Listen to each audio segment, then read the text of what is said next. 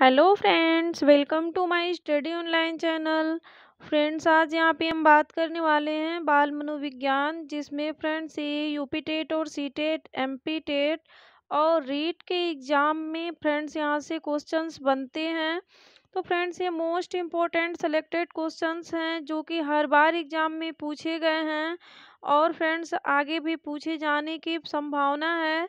तो फ्रेंड्स, जो UP TET होता है उसमें तो अक्सर कम से कम 30 या 40% तो ऐसे क्वेश्चंस होते हैं फ्रेंड्स जो कि बार बार एग्जाम में आए हुए हैं, रिपीटेड क्वेश्चंस आते हैं फ्रेंड्स।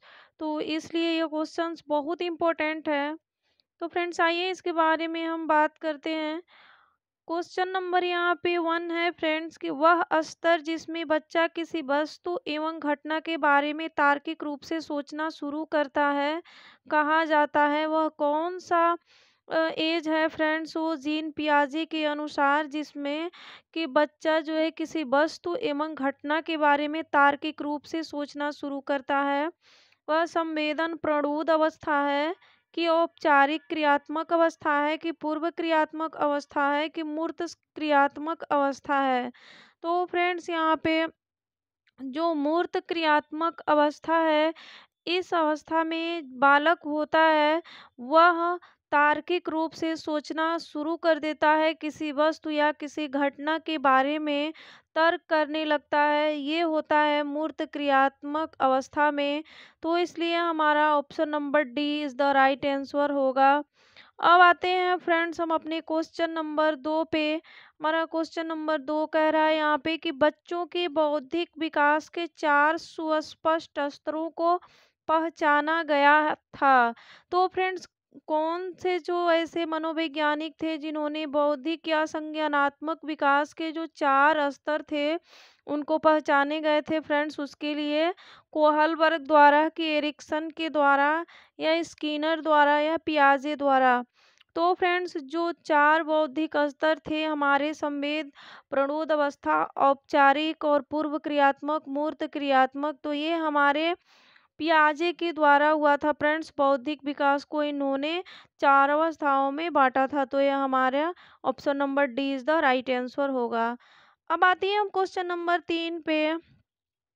बच्चों में संवेगात्मक समायोजन प्रभावी होता है व्यक्तिक निर्माण में, कक्षा शिक्षण में, अनुशासन में, इनमें से सभी। तो फ्रेंड्स, जो बच्चों में संवेगात्मक समायोजन का प्रभावी होता है वह गुण होता है फ्रेंड्स व्यक्तित्व निर्माण में भी, कक्षा शिक्षण में भी होता है, अनुशासन में भी होता है। तो इसलिए हमारा जो ऑप्शन नंबर डी है वो करेक्ट होगा कि इनमें से जो सभी है वो हमारा करेक्ट होगा। तो अब आते हैं फ्रेंड्स हम क्वेश्चन नंबर 4 पे। सीखने की प्रक्रिया को प्रभावित करने वाले कारक हैं। तो सीखने की जो प्रक्रिया होती है उसको कौन कौन से प्रभावित कारक करते हैं फ्रेंड्स, उसके बारे में यहाँ हम जानते हैं। अनुकरण, प्रतियोगिता, प्रशंसा या ये सभी। तो फ्रेंड्स, जो सीखने की प्रक्रिया होती है ना उसको प्रभावित करने वाले कारक जो अनुकरण है ये भी है, प्रतियोगिता भी है और प्रशंसा भी है। तो इसलिए हमारा जो ये सभी है ऑप्शन नंबर डी वो हमारा करेक्ट आंसर होगा। अब आते हैं हम क्वेश्चन नंबर 5 पे कि बालकों के सीखने में प्रेरणा को किस रूप में उपयोगी माना जाता है। बालक की व्यक्तित्व का आधार, पुरस्कार एवं दंड, प्रशंसा या उपरोक्त सभी। तो फ्रेंड्स, जो बालक के सीखने में जो प्रेरणा होती है उसको फ्रेंड्स हम बालक की व्यक्तित्व का आदर और पुरस्कार एवं दंड और प्रशंसा ये सभी के रूप में इसको उपयोगी हम मानते हैं। जो हमारे सीखने में प्रेरणा में जो है उसके रूप में प्रयोग किए जाते हैं। तो इसलिए हमारा जो उपरोक्त सभी होगा ऑप्शन नंबर डी वह करेक्ट आंसर होगा। अब आते हैं फ्रेंड्स हम क्वेश्चन नंबर 6 है हमारा यहाँ पे कि स्व केंद्रित अवस्था कब होती है। बालक के जन्म से 2 वर्ष तक, 3 से 6 वर्ष तक या 7 वर्ष से किशोरावस्था तक या किशोरावस्था में। तो फ्रेंड्स, जो स्व केंद्रित अवस्था होती है वो होती है 3 से 6 वर्ष तक, जो स्व केंद्रित अवस्था मानी जाती है फ्रेंड्स। तो ये हमारा बहुत इम्पोर्टेंट है फ्रेंड्स, ये यूपी टेट 2011 में पूछा हुआ क्वेश्चन है ये। स्वकेंद्रित अवस्था कब होती है? तो वो जो है 3 से 6 वर्ष तक की जो एज होती है फ्रेंड्स, वो हमारा स्वकेंद्रित अवस्था होती है। तो इसलिए हमारा option number B is the right answer होगा। अब आते हैं हम क्वेश्चन नंबर 7, जो कि बहुत इंपॉर्टेंट है। ये पूछा गया क्वेश्चन है यूपी टेट में। संवेग व्यक्ति की उत्तेजित दशा है, यह कथन किसका है? पियाजे का है कि वैलेंटाइन का है कि वुडवर्थ का है कि रॉस महोदय का है? तो इसमें जो संवेग व्यक्ति की उत्तेजित दशा है, यह जो परिभाषा है यह हमारे वुडवर्थ महोदय ने दिए हैं। तो इसलिए हमारा ऑप्शन नंबर सी करेक्ट होगा। अब आते हैं फ्रेंड्स अपने हम नेक्स्ट क्वेश्चन पे। हमारा नेक्स्ट क्वेश्चन क्या कह रहा है यहाँ पे, क्वेश्चन नंबर 8। शैक्षिक विकास में मूल्यांकन का अर्थ है, क्या है फ्रेंड्स? छात्रों की प्रगति का आकलन करना, कक्षा अभिलेखों का मूल्यांकन करना, कार्य निष्पादन का मूल्यांकन या ज्ञान क्षमता का मूल्यांकन करना। तो हमारा जो शैक्षिक विकास में, जो हमारा शिक्षा के क्षेत्र में जो मूल्यांकन का अर्थ है, वो फ्रेंड्स हम छात्रों से लेंगे। तो छात्रों के जो प्रगति का आकलन होता है, उसी का जो है मूल्यांकन का अर्थ होता है छात्रों के प्रगति का आकलन, कि फ्रेंड्स छात्र कहाँ तक सीखे हैं। और मूल्यांकन फ्रेंड छात्रों को इसलिए की जाती है कि छात्र कहाँ तक सीखा है और किस चीज़ में सीखने में असमर्थ है और किस में बालक को कठिनाई आ रही है सीखने में। इसीलिए उसके लिए फ्रेंड्स हम उपचारात्मक और निदानात्मक फ्रेंड्स परीक्षण का प्रयोग करते हैं। लेकिन सबसे पहले हम मूल्यांकन करते हैं फ्रेंड्स, यह पता लगाने के लिए कि बालक कहाँ तक जाना है और कहाँ तक नहीं। तो इसलिए हमें छात्रों की प्रगति का आकलन करना ही मूल्यांकन का अर्थ है। तो हमारा option number A right answer होगा। अब आते हैं हम क्वेश्चन नंबर 9 पे। पूर्वाग्रही किशोर के प्रति कठोर होंगे किशोरी अपनी, मतलब कि फ्रेंड्स जो किशोर किशोरी होते हैं वो अपने पूर्वाग्रही के समय फ्रेंड्स वो किस पे ज़्यादा मतलब गुस्सा होते हैं, किस पे उनको ज़्यादा कठोर होना पड़ता है, समस्या के प्रति कि संप्रत्यय के प्रति, जीवन शैली या वास्तविकता। तो फ्रेंड्स जो समस्या होती है ना, उसके प्रति क्या होते हैं, किशोर किशोरी कठोर होते हैं। तो ये हमारा option number A right answer होगा। अब आते हैं फ्रेंड्स हम क्वेश्चन नंबर 10 पे कि भाटिया बैटरी का प्रयोग निम्न में से किसके परीक्षण हेतु किया जाता है? व्यक्तित्व के द्वारा, कि सृजनात्मकता के लिए किया जाता है, कि बुद्धि के लिए किया जाता है, कि अभिवृद्धि के लिए किया जाता है? तो जो भाटिया बैटरी का प्रयोग फ्रेंड्स ये 1955 में इलाहाबाद मनोविज्ञानशाला है फ्रेंड्स, वहाँ पे चंद्रमोहन भाटिया ने बुद्धि परीक्षण का सबसे पहले प्रयोग किया था। तो फ्रेंड्स ये जो बैटरी, अगर बैटरी से भी कोई भी अगर बैटरी बैटरी तो बहुत है फ्रेंड्स, लेकिन बुद्धि के लिए जो बैटरी प्रयोग हुआ वो 1955 में इलाहाबाद मनोविज्ञानशाला में चंद्रमोहन के द्वारा भाटिया बुद्धि परीक्षण का प्रयोग किया गया। तो ये बुद्धि के लिए है फ्रेंड्स। तो हमारा option number C correct answer होगा कि भाटिया बैटरी का प्रयोग हम किसके परीक्षण हेतु करते हैं? बुद्धि के परीक्षण हेतु करते हैं। अब आते हैं हम क्वेश्चन नंबर 11 पे कि सीखने की प्रक्रिया में सीखने का स्थानांतरण हो सकता है सकारात्मक, शून्य, नकारात्मक, ये सभी। तो जो सीखने की प्रक्रिया होती है उसमें क्या होता है कि जो सीखने का स्थानांतरण सकारात्मक भी हो सकता है, शून्य भी हो सकता है और नकारात्मक भी हो सकता है। तो इसलिए हमें ये सभी जो है ऑप्शन नंबर डी करेक्ट होगा हमारा। तो इसमें जो सीखने की प्रक्रिया में सीखने का जो स्थानांतरण हमारा होता है वो किसी भी प्रकार का हो सकता है, सकारात्मक भी, शून्य भी और नकारात्मक भी। अब आते हैं क्वेश्चन नंबर 12 पे, जो कि मोस्ट इम्पोर्टेंट है। ये हमारा चिंतन संज्ञानात्मक पक्ष में एक मानसिक क्रिया है। यह कथन दिया गया है, किसके द्वारा दिया गया है? डुवी के द्वारा दिया गया है, क्रूज द्वारा दिया गया है, गिलफोर्ड द्वारा कि रॉस द्वारा?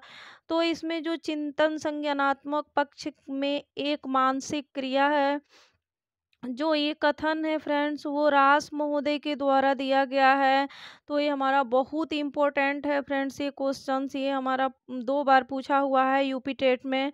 तो जो हमारा ऑप्शन नंबर डी है वो करेक्ट हुआ। अब आते हैं हम क्वेश्चन नंबर 13 पे कि सीखने का सर्वाधिक उपयुक्त अर्थ है क्या है? कौशल अर्जन, ज्ञानार्जन, व्यवहार में परिमार्जन, वैयक्तिक समायोजन। तो जो सीखने का सर्वाधिक उपयुक्त अर्थ होता है फ्रेंड्स, अगर कोई बालक कुछ या कोई व्यक्ति किसी चीज़ में किसी चीज़ को सीखता है तो क्या होता है कि उसके व्यवहार में परिवर्तन। सीखने का अर्थ ही होता है व्यवहार में परिवर्तन, जो उसके बिहेव में चेंजमेंट आता है उसी को हम सीखना कहते हैं फ्रेंड्स। तो ये व्यवहार में परिमार्जन हुआ है, तो हमारा option number C is the right answer हुआ फ्रेंड्स, कि सीखने का सर्वाधिक उपयुक्त अर्थ है व्यवहार में परिमार्जन। अब आते हैं हम क्वेश्चन नंबर 14 पे। हमारा यहाँ क्वेश्चन नंबर 14 क्या कह रहा है कि वाणी दोष नहीं है, ध्वनि परिवर्तन और अस्पष्ट उच्चारण। ये वाणी दोष नहीं है कि धीमी या तेज गति से बोलना, ये नहीं है कि हकलाना और तुतलाना, ये नहीं है कि तीव्र अस्पष्ट वाणी, ये नहीं है।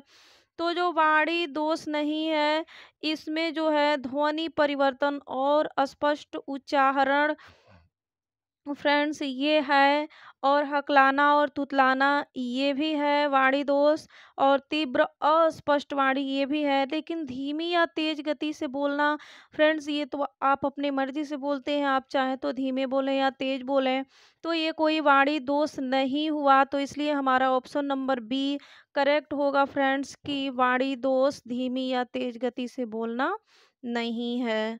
अब आते हैं हम अपने नेक्स्ट क्वेश्चन पे फ्रेंड्स, जो कि बहुत इंपॉर्टेंट क्वेश्चन है ये सारी ही। अब आते हैं हम क्वेश्चन नंबर 15 पे कि निम्न में से कौन सा वृद्धि और विकास के सिद्धांतों से संबंधित नहीं है? तो ये है निरंतरता का सिद्धांत, वर्गीकरण का सिद्धांत, समन्वय का सिद्धांत, वैयक्तिकता का सिद्धांत। तो इसमें जो वृद्धि और विकास के सिद्धांतों में से संबंधित नहीं है, ये हमारा फ्रेंड्स वर्गीकरण का सिद्धांत नहीं है। तो हमारा ऑप्शन नंबर बी करेक्ट होगा, क्योंकि निरंतरता का सिद्धांत हमारे वृद्धि और विकास के सिद्धांतों से संबंधित है। समन्वय का सिद्धांत भी है और वैयक्तिकता का भी सिद्धांत है, क्योंकि फ्रेंड्स दो व्यक्ति एक तरह के नहीं हो सकते हैं, चाहे वो जुड़वे भाई भी हों, लेकिन उनका गुण क्वालिटी जो है रंग रूप एक तरह का नहीं हो सकता है और डिफरेंस पाई जाती है। तो इसलिए फ्रेंड्स ये वैयक्तिकता का सिद्धांत हमारा वृद्धि और विकास से संबंध रखता है, और फ्रेंड्स समन्वय का सिद्धांत भी रखता है, और निरंतरता का सिद्धांत रखता है कि विकास निरंतर चलने वाली प्रक्रिया है। तो इसलिए हमारा जो वर्गीकरण का सिद्धांत है, ये हमारा बुद्धि वृद्धि और विकास से संबंधित नहीं है।